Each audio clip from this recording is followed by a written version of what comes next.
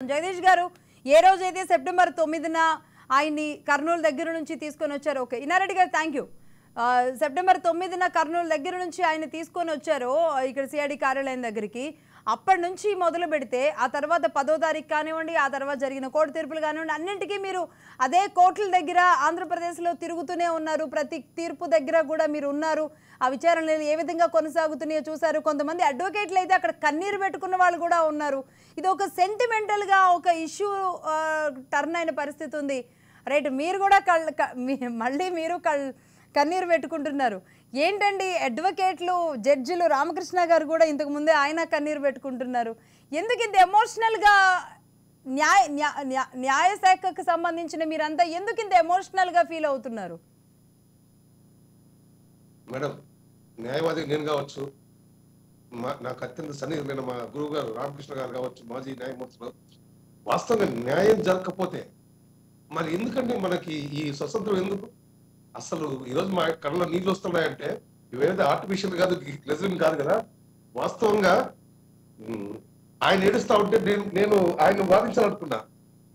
ఇది ఏడుపు కాదండి, ఆనందం. ఇది చట్టం, ఈ రోజు చట్టాన్ని బతికించుకున్నారు. చంద్రబాబుకి వెళ్ళలేదు ఇక్కడ. ఇండియన్ ఐపీసీ గెలిచింది, ఇండియన్ పీనల్ కోడ్ గెలిచింది. మనము నియమాలు కావచ్చు, నియమ నిబంధనలన్నీ ఎందుకు పెట్టుకుంటామండి? మంచి జీవన విధానం, మన చట్టాలు కూడా మనల్ని ఓ పద్ధతిగా బతికేదాని కోసం చేసుకున్న చట్టాలు. అసలు ఆయన కన్నీళ్ళు పెట్టుకోవడంలో ఆయన మనోవేదన మనకు అర్థమైంది. అసలు ఈ తీర్పు వస్తుందని నేను ఎప్పుడు కంటిన్యూగా చెప్తాను. మనం డిబేట్ లో కలిసి ప్రతిసారి చెప్తాను. ఎక్కడ మనం అనుకున్నది జరిగినప్పుడు, ఒక న్యాయం జరిగినప్పుడు ఆ మనోవేదన రిలాక్స్ అయిపోవడం. ఈ రోజు రిలాక్స్ అయ్యాం అంటే ఇండియాలో కూడా చట్టాలు బతుకున్నాయి. కాస్త ఆలస్యం అయితే అవ్వచ్చు కానీ ఖచ్చితంగా న్యాయం జరుగుతుంది. ఈ రోజు నిరూపించబడింది. భవిష్యత్తులో కూడా కాస్త ఆలస్యం జరగచ్చు.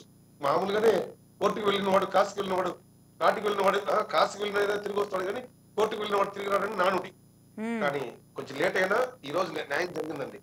ఒక మహోన్నతమైన మంచి వ్యక్తికి, ఈ రోజు మంచి వ్యక్తి అని చెప్పడానికి నేను అడ్వకేట్ కావాల్సిన అవసరం లేదు, నేను టీడీపీ కార్యకర్తలు కావాల్సిన అవసరం లేదు. ఆయన తప్పు చేయలేదు కాబట్టి, వీళ్ళు చట్టాలను ఉల్లంఘించారు కాబట్టి ఈరోజు చంద్రబాబు గారు సుప్రీంకోర్టులో ఆయన ఈ కేసు గెలవడం కేవలం చంద్రబాబుకే కాదు, న్యాయాన్ని నమ్ముకున్న ప్రతి ఒక్కరూ ఈ రోజు జడ్జిమెంట్ డే అనుకున్నాం. వాస్తవంగా ఈ రోజు అంతకన్నా గొప్పగా న్యాయం తన ఉనికిని చాటుకున్న రోజుని నా అభిప్రాయం మేడం. ఈ రోజు ఇది ఇప్పుడు నేను ఈ 3 రోజుల పండుగ నాకు పెద్దగా ఏమనిపించలేదు. ఈ రోజే సంక్రాంతి, ఈ రోజే సంక్రాంతి.